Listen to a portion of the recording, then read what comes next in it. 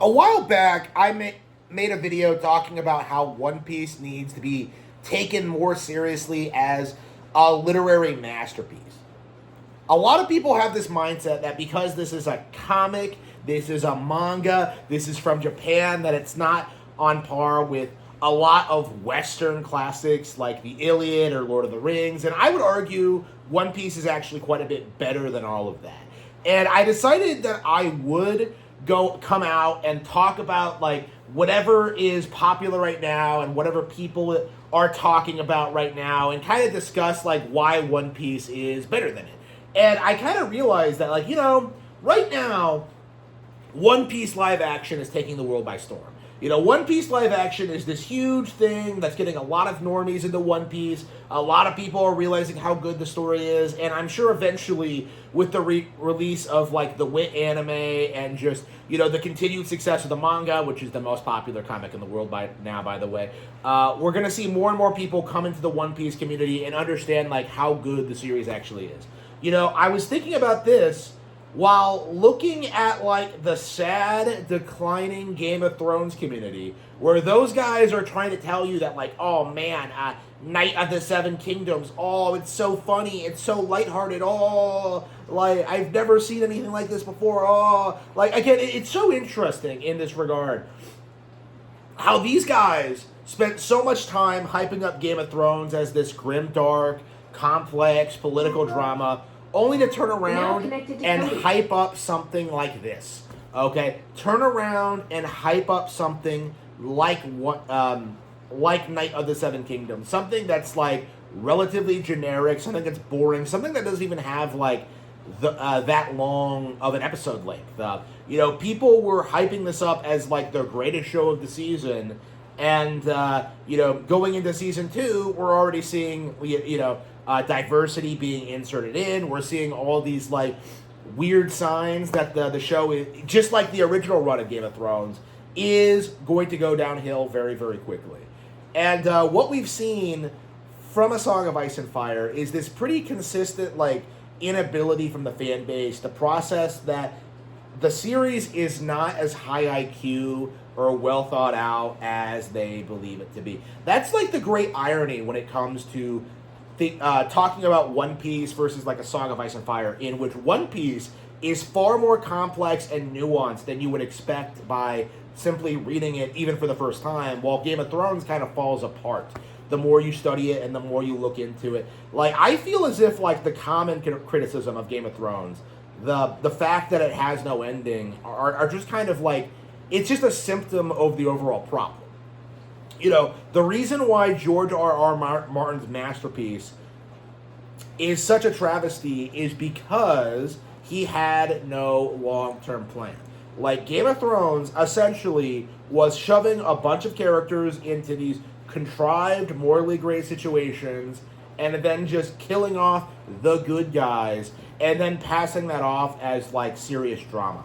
Like, if you really studied, like, A Song of Ice and Fire as a story, like, what you get is a bunch of situations that really should never have happened, a bunch of characters that just go nowhere, that gets dragged out endlessly with no real plot advancements, and eventually what you get, and I think a lot of people feel this way even like by the fourth book, eventually what you start getting is just all this padding that doesn't really build up to anything. Okay, like, essentially what happens in A Song of Ice and Fire is essentially the narrative collapses under its own weight. The narrative just throws all these ideas at you, all these concepts, all these, like, hints at things that could potentially happen, and then it does none of that, and just continues with the same cast of characters indefinitely, and progresses none of its storylines. Like, it's not really possible to resolve all the storylines introduced in A Song of Ice and Fire. And that's why I think George is desperate to try and expand the series outside of the realm of, like, this specific conflict. How he keeps trying to do these prequels and he's trying to do these spin-off shows. Like, he's trying to make the setting come off more interesting than it actually is. But at its core, it's very, very generic. It's very, very uninspired. It's a very, very boomerish way of looking at the world. The idea that everyone is as selfish and and lazy and evil as you are. Essentially, that's a Game of Thrones. That's George R. R. Martin's like ideology, is that he's a boomer who only really cared about becoming successful on television. Okay, and that is something we do have to talk about when it comes to A Song of Ice and Fire, by the way, is that it's only popular because of the TV show, not the actual books. Like, nobody actually cares about the actual book. So, again, like, when you compare it to something like One Piece, right, you really get this sense that Oda has a far better work ethic than George R. R. Martin. Because, first of all, we actually get new One Piece chapters every week. You know, every week we meet new characters, we go on new adventures, we learn more about the world, and slowly we start getting introduced to new and new concepts. Whether it's like, you know, meeting Mihawk for the first time, or, you know, hearing about Impel Down, or like, you know, seeing Doflamingo like 600 chapters before they go to Dressrosa and fight him. Like, there's like all this like slow, gradual build-up to plot lines and to ideas and to characters that do receive an insane payoff. You know, like, people don't give Oda enough credit for how well he sets up the world and the long-term storytelling.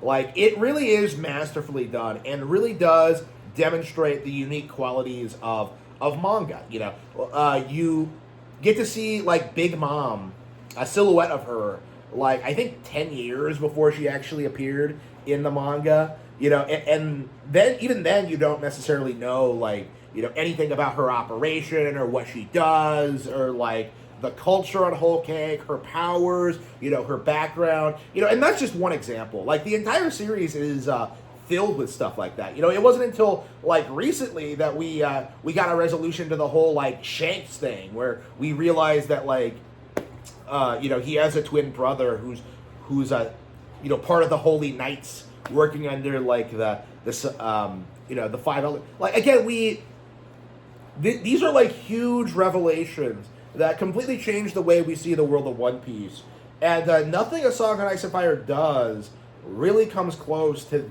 what this series is able to accomplish.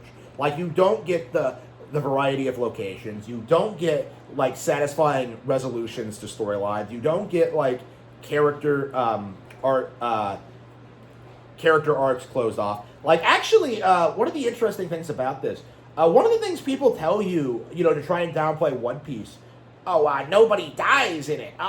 Like, you know, and then, like, you see people hyping up Game of Thrones, like, oh, people die in it all the time. Oh, like, first of all, that's not true. Like, you know, all the important characters in A Song of Ice and Fire live.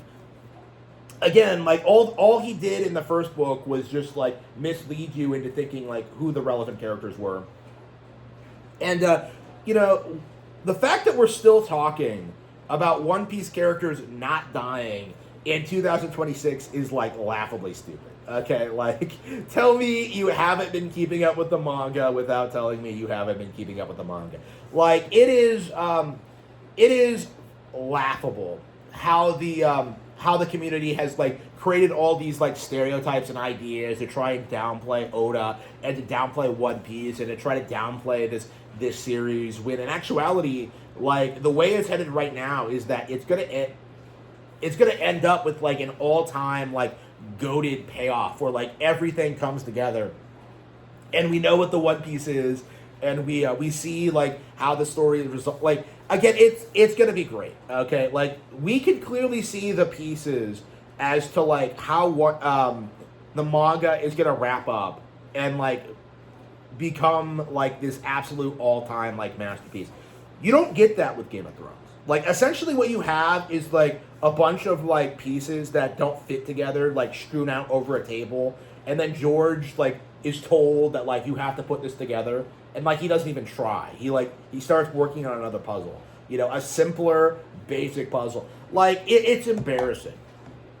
It is downright embarrassing how people put this fat retard on the same pedestal, on a pedestal, while trying desperately to downplay, like, the far more successful, popular Oda. It is laughable. It is something that I do think we do have to talk about more. Something that, like, does need to be brought up is that like something like a Sonic of Ice and Fire just isn't really that successful as a literary project. You know, not just because George hasn't finished it, but because it just doesn't stand up on its own merits. Like, nobody is a fan of A Song of Ice and Fire outside of, like, the TV shows. That's the only thing anybody talks about. It's the only thing anyone follows. It's the only thing anybody cares for.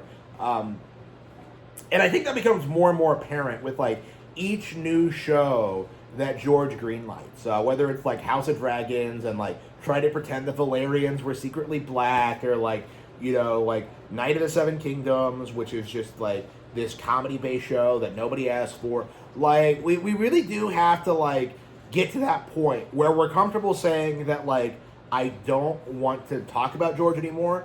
I don't want to see him. I don't want to, like, see this. I don't want to hear about this fat retard and his next, like, film project. Like, I have no faith in you, okay? This guy is a fraud and absolutely deserves to die in obscurity.